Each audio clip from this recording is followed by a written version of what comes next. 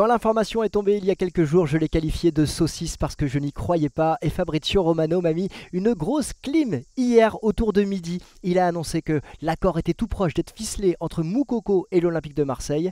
Alors, j'avais un avis tranché. Eh bien, on va voir si cet avis se confirme. En tout cas, sur Instagram, je vous ai posé la question et vous êtes plutôt prudent puisque sur les 600 votes, vous êtes 43% à m'avoir dit j'attends de le voir sur le terrain, si pas blessé.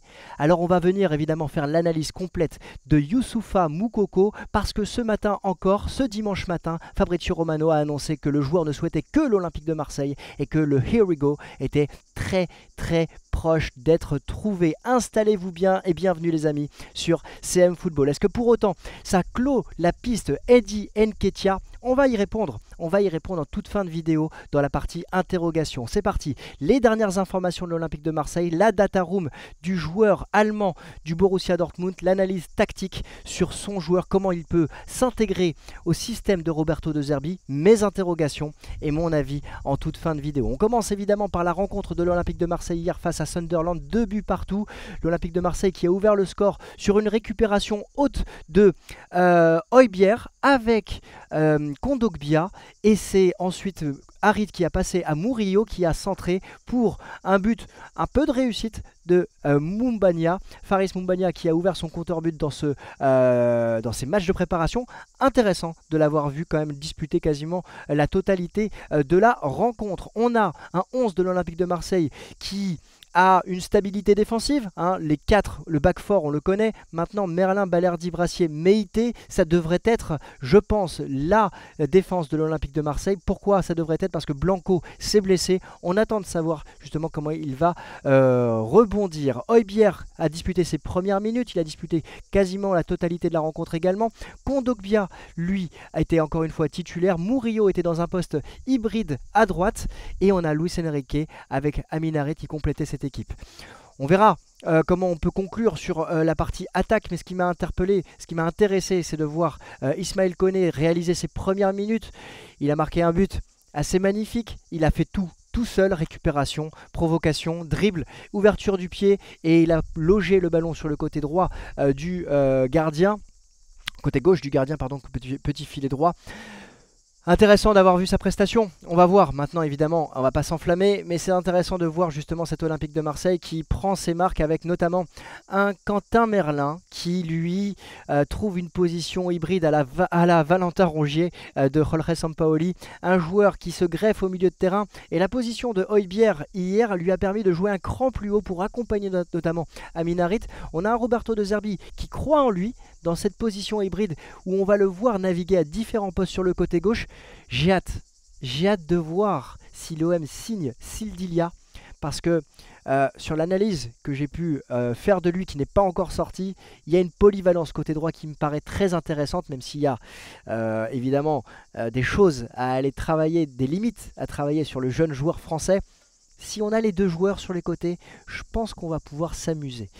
Question autour du gardien, il va falloir accélérer parce qu'on ne sait pas, à l'heure au moment où je tourne cette vidéo, il est 11h20, le dimanche 4 août, on ne sait pas quelle est la nature de la blessure de Ruben Blanco, mais l'OM qui ne croit plus en Paolo Lopez, qui a un Ruben Blanco qui est blessé, est-ce que Simon va avoir sa chance ou est-ce que l'OM va accélérer sur le poste de gardien? On le saura à mon avis très rapidement, on est à J-13 du début de la saison. Alors dans la journée d'hier, on a eu plusieurs informations qui sont tombées, notamment le fait que Arsenal souhaite uniquement un transfert à 35 millions d'euros. L'information de Fabrizio Romano dit que l'OM a proposé jusqu'à 27 millions d'euros. 27 millions d'euros en package visiblement, puisque du côté de l'équipe, on va y revenir juste après, on dit que l'OM a fait une proposition à 20 millions d'euros et qu'Arsenal n'a pas répondu. Donc ça, c'est les dernières informations concernant le dossier Eddie Nketiah. Et donc, on a eu cette bombe de Fabrizio Romano avec justement toutes les parties qui sont quasiment d'accord. On attend maintenant uniquement l'accord sur le prêt avec option d'achat, le montant de l'option d'achat. Ça serait un prêt avec option d'achat concernant l'arrivée de Moukoko, les conditions du prêt. Alors, on va tout de suite redescendre un petit peu l'euphorie qui règne sur l'arrivée de Moukoko. Parce que oui, il y a une euphorie, je suis en train de péter la table à côté de moi. Il y a une euphorie qui existe, c'est naturel par rapport à toutes les datas que je vais vous partager. Mais regardez les clubs qui étaient sur lui. le LOSC, Stuttgart et le Betis Séville. On n'est pas sur l'Inter, le Bayern Munich ou Arsenal pour aller chercher l'international allemand. Et tant mieux, ça veut dire aussi que nous on se situe dans ces clubs-là, après que le joueur ait choisi l'Olympique de Marseille, ça valide encore une fois le projet du trio Longoria, Benassia et évidemment Roberto De Zerbi. Plus qu'un plan B, dit l'équipe. Pourquoi? Parce que plus qu'un plan B, ça veut dire qu'on va encore, selon les informations de l'équipe, et à mes yeux aussi, parce qu'on va le voir tout à l'heure dans la vidéo, il va falloir recruter encore un joueur, offensivement. Il va falloir aller chercher un joueur offensivement pour faire le 11 de cette équipe.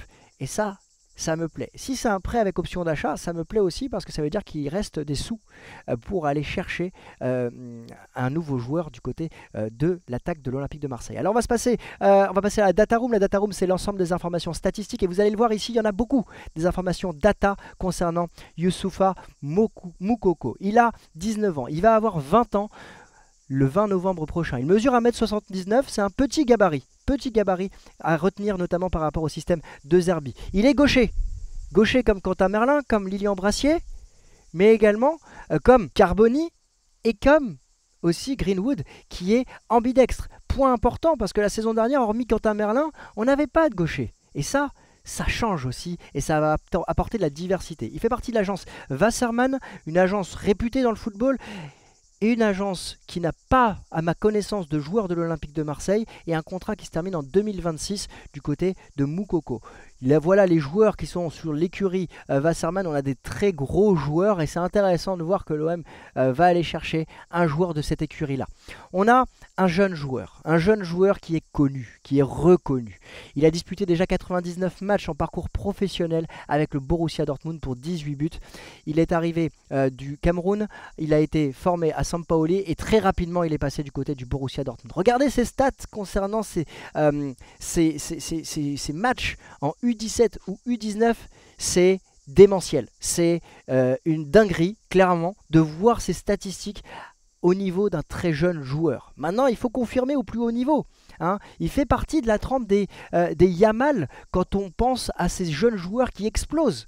La différence avec Yamal est plus jeune aujourd'hui, mais Yamal devra confirmer aussi tout ce qu'il a pu réaliser jusqu'à maintenant et ne pas se blesser. C'est le bas qui blesse justement du côté de Moukoko. C'est le petit OM qui a sorti un très beau thread ce matin sur Twitter/X. 97 buts marqués pour 57 matchs joués pour les jeunes du Borussia, signataire d'un contrat Prime 10 millions d'euros avec Nike à 14 ans, plus jeune buteur de la Youth League, plus jeune joueur à évoluer en Bundesliga, plus jeune buteur de la Bundesliga à 16 ans. Plus jeune joueur également, à 16 ans, à avoir disputé au moment où il est rentré sur le terrain la Ligue des Champions. C'est un joueur, je ne vais pas vous dire prématuré, mais évidemment ça fait partie des pépites qu'on a envie de voir d'exploser. On a envie de voir ce type de joueur exploser et privé de blessures. C'est un jeune joueur qui a marqué les esprits dans les différentes équipes, dans les différentes sélections allemandes. Il a été justement sélectionné pour la Coupe du Monde 2022 avec la sélection, la Nationalmannschaft. Il avait disputé ses premières minutes face à Oman dans un match de préparation. Ensuite, il a disputé qu'une seule petite minute avec cette sélection qui a été en délicatesse dans ce mondial, éliminé au premier tour. Mais ce qui reste derrière, c'est que c'est un jeune joueur qui n'a pas encore eu la possibilité de confirmer. Regardez, je vous ai pris, alors on va s'attarder sur les 3 dernières saisons. Ça montre déjà qu'il a commencé à 17 ans. Il y a une saison réelle où il a disputé 45 minutes par match en moyenne sur la saison. C'est la saison 22-23. La saison dernière, c'est environ une trentaine de minutes par match. Et on va aller l'étudier cette saison dernière. Là, je vous passe la saison dernière justement, où sur la fin de saison, dans une équipe qui fonctionnait, on parle du Borussia Dortmund, qui a été en finale de la Ligue des Champions face au Real Madrid. Il était dans la rotation de l'effectif et il a disputé deux des 3 dernières rencontres complètement. Et ça, c'est un bon signe quand même. Mais sinon, vous le voyez sur la fin de saison, il était plutôt dans la rotation de l'effectif. Il n'a pas été réellement titulaire, mais il a marqué 4 buts quand même sur cette partie 2024 dans une équipe qui tourne. Voilà, c'est pour ça. Je reste quand même sur un bon a priori sur cette fin de saison 2023-2024. Quand tu regardes la saison 2022-2023, celle qui a été où il a le plus joué, il fait un début de saison superbe. Il est quasiment titulaire à chaque rencontre, il est titulaire sur 10 des 15 premières rencontres si je ne me trompe pas. Il marque 5 buts, 4 passes décisives. Il est sur un excellent trend sur cette saison 2022-2023. Malheureusement, il va se blesser.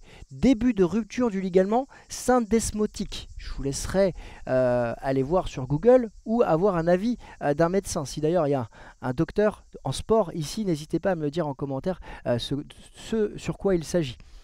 Et puis après, il revient, mais là, il n'est que dans la rotation de l'effectif.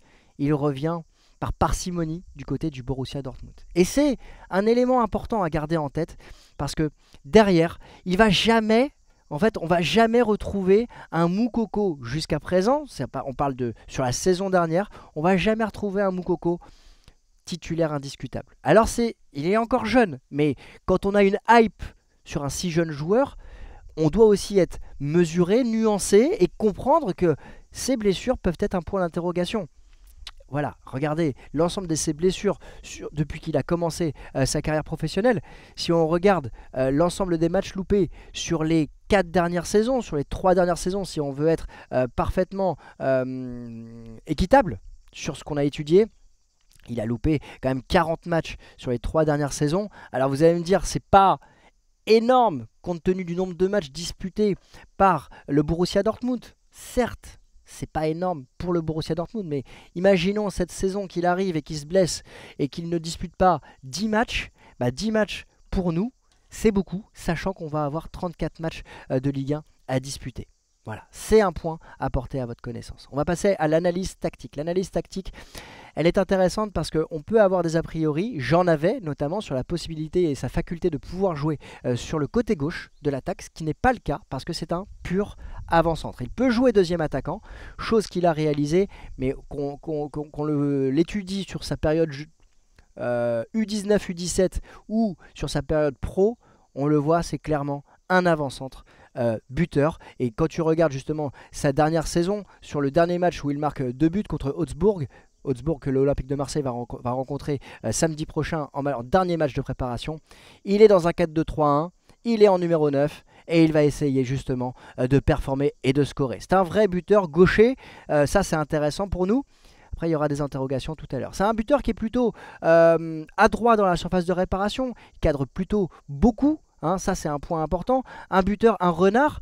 Après, est-ce que c'est un joueur qui va prendre la profondeur? C'est encore un joueur qui doit grandir, performer et être fini. C'est important de le préciser. Quand tu regardes les stats de Datascout, la référence sur X notamment concernant les datas, on voit, ils l'ont comparé à Sébastien Haller pour avoir des datas comparables. Parce que la saison dernière, il a trop peu de minutes. Et on voit que c'est un joueur qui doit encore grandir, qui doit encore progresser dans la finition. Il est quasiment au même niveau que Sébastien Haller. Youssoupha Moukoko est en jaune. Il doit progresser dans les duels. Il est assez intéressant dans l'activité défensive que pourrait demander Roberto De Zerbi. Dans les dribbles également, c'est intéressant. Et dans les précisions de ses passes. Maintenant, dans la finition, il doit encore grandir. Et c'est pour ça aussi que l'OM peut faire un pari. Est-ce qu'il est risqué ? C'est à cette question qu'on va essayer de répondre. Il arrive à décrocher quand il est dans sa position de numéro 9. Alors projetons-nous, Greenwood, il est polyvalent. Le joueur qui pourra arriver sur le côté gauche, il devra être polyvalent pour justement apporter ses risques, ses difficultés pour l'adversaire. Donc, décrocher, Carboni, de ce qu'on a pu voir de lui sur les extraits, c'est un joueur qui a une bonne frappe de balle, mais qui doit encore progresser également aussi. Donc intéressant de savoir qu'il peut décrocher dans ce style-là. Un attaquant qui est agressif sur le porteur du ballon, ça c'est des datas qu'on a pu retrouver dans les matchs qu'il a pu disputer en Ligue des Champions. À voir, voilà. Et si on doit trouver des joueurs qui lui ressemblent dans les datas, et bien avec Opta justement il y a cette data qui est assez intéressante, c'est que c'est un profil qui ressemble à Jean-Philippe Mateta qui est en train de disputer les Jeux Olympiques avec l'équipe de France, qui a fait une bonne saison avec Crystal Palace la saison dernière, et regardez en bas à droite, le joueur qui lui ressemble à 68% dans les datas, c'est Wang, le joueur de Wolverhampton que l'Olympique de Marseille était proche, en tout cas, avait des discussions. 28 millions de pounds, l'Olympique de Marseille a laissé passer. Mais il y a Noah Okafor également et Morales du côté de Villarreal. Voilà, c'est intéressant de voir cette data parce qu'elle permet de voir les items sur lesquels le joueur est très bon, notamment sur sa faculté à scorer, c'est là qu'on l'attend évidemment, mais aussi dans les progressions, dans ses touches de balle et dans les duels aériens notamment, sur lesquels il va devoir franchir un palier. 1m79, il a pu marquer de la tête déjà, il a un bon timing, mais c'est pas encore un produit fini. Alors évidemment, dans les interrogations que je peux avoir autour de lui, la première, elle est naturelle. Sa faculté à pouvoir enchaîner. Je reste, quand j'étudie le joueur, mesuré, prudent, parce qu'il a subi beaucoup de blessures dans sa jeune carrière, mais si j'ai envie d'ouvrir à voir le côté verre à moitié plein, on a un joueur sur la deuxième partie de saison l'année dernière qui a était dans la rotation de l'effectif et qui finit bien la saison. Alors en Ligue des Champions, il ne fait que rentrer pour des petits bouts de match en fin de rencontre, mais il a pu enchaîner des bouts de match justement et finir en tant que titulaire. Je ne sais pas à quel niveau est sa préparation actuellement avec le Borussia Dortmund, mais on va faire bien évidemment confiance au trio de la direction marseillaise et de la direction sportive. Donc c'est une vraie interrogation qu'on doit garder en tête. La deuxième, c'est est-ce qu'on part pas sur un Ansu Fati-like? Parce que la saison dernière, Roberto De Zerbi avec Brighton ont tenté le pari Ansu Fati du FC Barcelone. Ansu Fati qui a un profil similaire, qui s'est blessé, qui a une pépite qu'on a envie de voir exploser. Il a pris le numéro 10 au Barça, le numéro 10 de Léo Messi. Il est parti à Brighton pour se relancer. Ça n'a pas été un succès fou. Il n'est pas conservé par Brighton. Le Barça souhaiterait s'en séparer. Mais le problème financier du Barça font que il pourrait rester, mais ça va être un pari du côté du Barça. On n'est pas sur le même type de joueur, mais on est sur le type de pari qu'aime bien tenter Roberto De Zerbi. Donc moi j'apprécie les paris. On n'est pas forcément en position de prendre des joueurs établis parce qu'on s'est raté la fin de saison dernière pour aller se qualifier en Coupe d'Europe. C'est un pari à tenter. J'espère qu'il sera en succès cette fois-ci. Et là, je vous repose le 11. Alors, il fallait accélérer. J'étais inquiet d'une certaine mesure la semaine dernière quand je vous ai proposé cette vidéo-là avec l'arrivée de Cornelius. On a toujours des trous dans la raquette. Les deux joueurs en bleu sont en bleu parce qu'on ne les a pas encore signés définitivement. Carboni, il arrive pour passer sa visite médicale. Et Moukoko, c'est encore en pourparlers au moment où je tourne cette vidéo. Ça prend forme. Et je vous avoue, sur le papier, ça claque. En termes de joueurs, en termes d'espoir, en termes de joueurs de ballon. On a envie de s'enflammer, et j'ai envie de m'enflammer. Et je veux que l'Olympique de Marseille s'enflamme et qu'on remporte un maximum de matchs pour aller chercher la qualif en Ligue des Champions la saison prochaine. Mais on se doit d'être prudent. On se doit d'être prudent concernant cette mayonnaise qui devra prendre et ce nombre de joueurs importants qui sont arrivés. Il y a de l'expérience avec Balerdi qui connaît l'Olympique de Marseille. Il y a de l'expérience avec Højbjerg qui, lui, a un pédigré, a une expérience au très haut niveau, mais ça reste jeune. Ça reste prudent parce que, évidemment, la mayonnaise peut prendre d'une manière exceptionnelle et on sera ouf au Vélodrome pour s'enflammer et on se dira mais quel pari de ouf d'avoir été chercher tous ces joueurs et que la mayonnaise a pris et Roberto De Zerbi arrive à justement compiler tout ça. Maintenant, il va falloir être calme et prudent parce que ce sont de jeunes joueurs aussi qui arrivent du côté de l'Olympique de Marseille. Donc l'interrogation, elle réside dans le fait de comment la mayonnaise va-t-elle prendre avec autant de jeunes joueurs et de nouveaux joueurs dans un contexte Olympique de Marseille que l'on connaît très volcanique. Voilà. Donc ma question aussi va être qui va accompagner le joueur sur le côté gauche. Est-ce que Nketiah, est-ce que Alexis Sanchez? Pas des profils qui sont des ailiers. Il va falloir aller chercher des profils polyvalents. Le fait de faire un prêt avec option d'achat, c'est assez intéressant justement pour pouvoir garder une manne financière pour aller chercher un joueur en transfert sec. Mais il y a une question qui va se poser là-dessus. Donc pour moi, là où je pensais que Nketiah pouvait s'intégrer dans cet effectif-là avec Moukoko, avant d'étudier le profil de Moukoko, je suis plus réservé. Et si Nketiah vient à l'Olympique de Marseille, bah, il faudra voir quel système tactique, parce qu'on sait que ça va être un système hybride, ça va bouger dans tous les sens, avec Roberto De Zerbi. Mais c'est vrai que là, comme ça, je pencherais pour Alexis Sanchez par rapport à son expérience. Je suis réservé à la base pour Alexis Sanchez parce que c'est un joueur qui a quand même un âge avancé, mais il a une hygiène de vie formidable et il connaît l'Olympique de Marseille, donc il sera là pour faire progresser les jeunes. Maintenant, ça répond pas à la question qui sera sur le côté gauche, à mes yeux. Vous me direz en commentaire évidemment ce que vous en pensez. Donc mon avis sur Youssoupha Moukoko, s'il est épargné des blessures, c'est un pari qu'il mérite d'être réalisé. Ce n'est plus une saucisse en termes d'information, ce n'est plus une mauvaise idée par rapport à l'étude globale, et c'est pour ça qu'il faut toujours mesurer ses avis quand ils sont non étudiés, un a priori que je vous avais partagé il y a quelques jours. Je pense que ça peut être un bon coup, mais il faudra qu'il soit évidemment épargné par ses blessures. C'est la seule grosse interrogation que je peux avoir. Après, l'autre point qu'on n'a pas évoqué, c'est qu'habituellement, on a un Roberto De Zerbi qui joue avec une pointe plus physique, plus dense. João Pedro l'année dernière du côté de Brighton. Là, c'est un profil un peu plus moins véloce, voilà, que peut l'être João Pedro. Mais évidemment, s'il est épargné par les blessures et qu'il arrive à retrouver un rythme de jeu important, je pense qu'on aura l'occasion de se marrer. Donc le prêt avec option d'achat me rassure aussi, dans la mesure où je trouve que le pari est moins risqué que d'avoir un transfert sec. Au moment où je tourne cette vidéo, c'est l'information qui existe. Voilà. Dites-moi votre avis en commentaire. N'hésitez pas à liker, commenter, partager évidemment. Et puis on se retrouvera, je pense, très vite pour une prochaine vidéo parce qu'il reste 13 jours pour aller chercher 3 joueurs importants du côté de l'Olympique de Marseille. Donc sonnez la cloche, on sera présent. Samedi, dimanche, pas de problème, on est là. Je vous souhaite à tous une excellente journée et je vous dis à très vite. Allez l'OM.